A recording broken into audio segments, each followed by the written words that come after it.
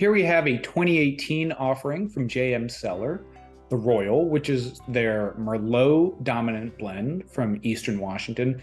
And this wine is huge. It's a wonderful, intense, inky wine. Just smelling it, it just really jumps out of the glass. I can smell how big this wine is.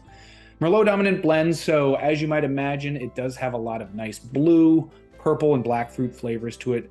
Incredibly aromatic, but one thing I really want to point out here, this wine is aged in 75% new oak barrels, and that oak aging really shows through. Again, if you love an oaky, big wine, this wine's for you.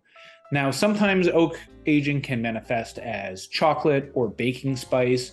Sometimes it manifests as tobacco. And that's what this one manifests as. This one smells like a really sweet cigar. It's just really wonderful, or almost those kind of cigar box tobacco and aromatic wood flavors. And it's like, man, I could just smell this wine. Yeah, this is a crowd-pleasing wine. If you have wine lovers, friends that like red wine, this is the one to go to. It is, when we say big, it's not necessarily heavy tannic Cabernet Sauvignon big. It is, that's gripping. It is smooth and silky, but really robust fruit. And that gives that smoothness that only Merlot can really do. There's a velvety quality that I see to when a winemaker really nails the oak aging that high-end Merlot grapes require, and this wine really has it. Like you said, Sandra, this is not a grippy, side-of-your-mouth sucking tannin wine. It coats your mouth, it fills up your mouth, but it's just so plush and lush. It's really just a hedonistic experience in the glass. I am a huge fan of this winery. The winemaker, John Bigelow, he has been making wine in Washington since 1998.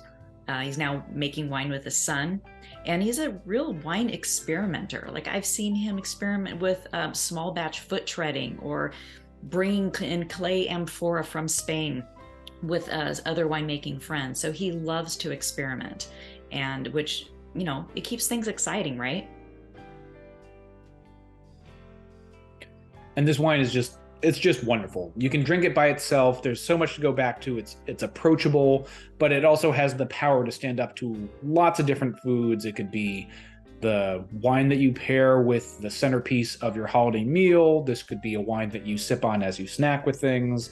This wine is, sometimes we think about the really big, intense wines as not being versatile, and sometimes the opposite is true. This wine can really shine by itself or shine with other things.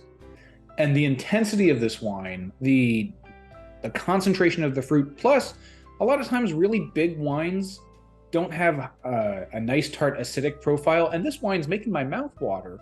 And that quality really helps this pair with red meat in particular. I agree. Could be a food wine, could be a sitting on the couch wine. It's all good. So cheers.